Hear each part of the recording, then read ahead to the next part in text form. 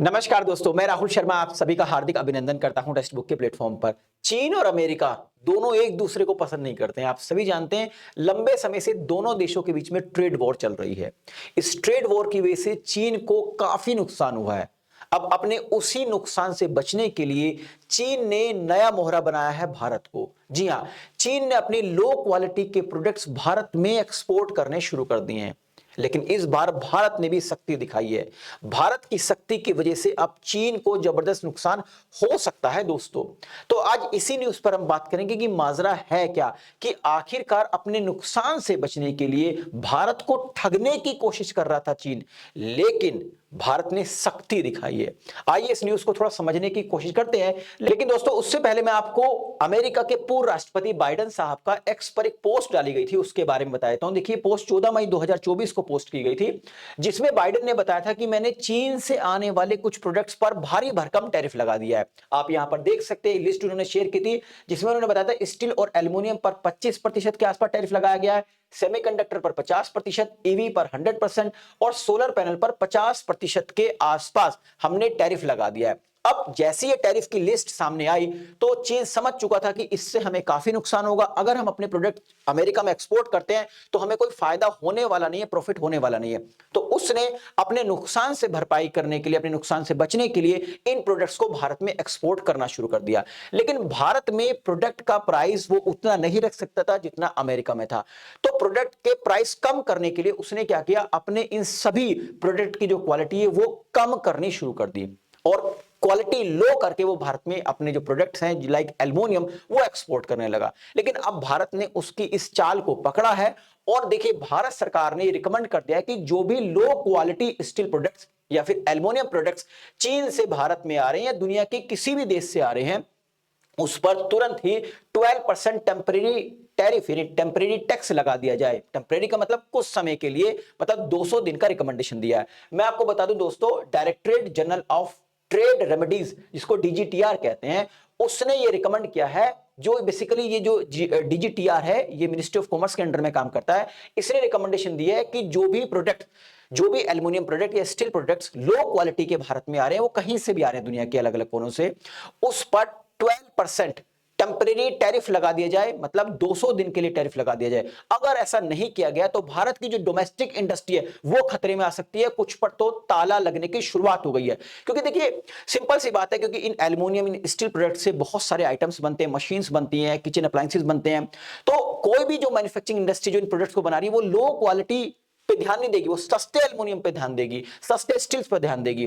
तो इसकी वजह से जो इंडिया की जो डोमेस्टिक मार्केट है, जो एल्युमिनियम स्टील का मैन्युफैक्चर कर रही है, उस पर इंपैक्ट आ सकता है, उनको नुकसान हो सकता है। तो उनको बचाने के लिए ये ऑर्डर दिया गया है। वैसे मैं आपको बता दूं, चीप क्वालिटी एल्युमिनियम के अलग अलग प्रकार होते हैं। जैसे लो ग्रेड मिश्र धातु इसमें होती है, एक होती है लो ग्रेड मिश्र धातु। इसमें क्या होता है, एल्युमिनियम के साथ साथ और अन्य चीप क्वालिटी की जो मेटल्स होती हैं, जो सस्ती होती हैं, उनको ऐड कर दिया जाता है, मिक्स कर दिया जाता है।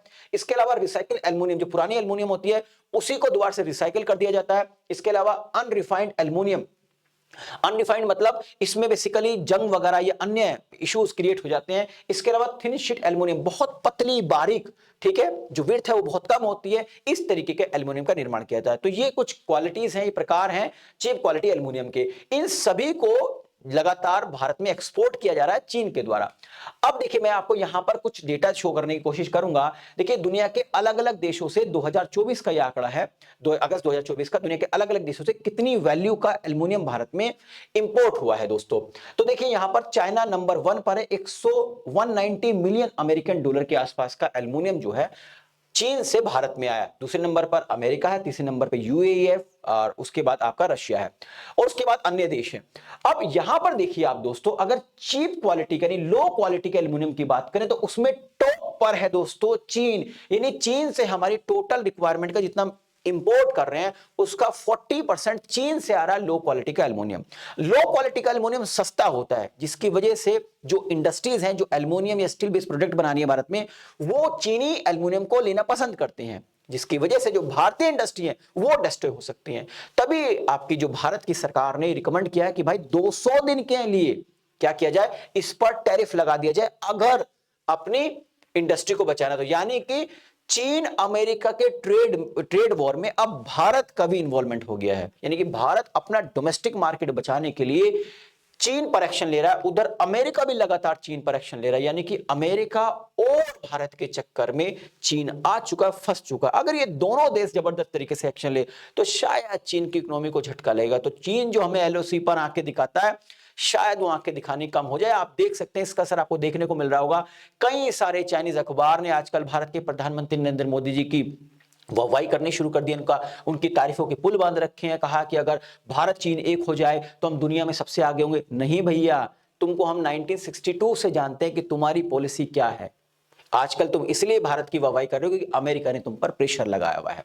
ठीक, तो आई थिंक इस वीडियो के माध्यम से जो इन्फॉर्मेशन मैं आप तक पहुंचाना चाह रहा था दोस्तों, वो पहुंच गई होगी। आज के जो सवाल की अगर हम बात करें तो आज का सवाल है कि निम्नलिखित में से कौन सा कदम सस्ते और घटिया एल्युमिनियम के आयात को रोकने के लिए सही है। दोस्तों, अपना सही जवाब इस वीडियो के कमेंट बॉक्स में जरूर दीजिएगा। जाने से पहले आपको ऑफिसर्स बैच 2026 के बारे में बता देता हूं। अगर आपका माध्यम हिंदी है दोस्तों, तो यह आपके लिए सही प्लेटफॉर्म है, जहां पे आपको यूपीएससी के लिए, यूपीएससी सीएससी के लिए प्रीलिम्स, मेंस और इंटरव्यू तीनों स्तर की तैयारी कराई जाएगी। माध्यम होगा हिंदी। इसके अलावा यहां पर mock test, MCQs, live classes का रिकॉर्डेड वर्जन भी देख सकते हैं। स्टडी नोट्स आपको सब प्रोवाइड किया जाएगा। यानी सिंगल प्लेटफॉर्म है, ए टू जेड, यानी ए टू जेड आपकी प्रिपरेशंस के लिए निर्णय आईएएस विल बी रेस्पॉन्सिबल।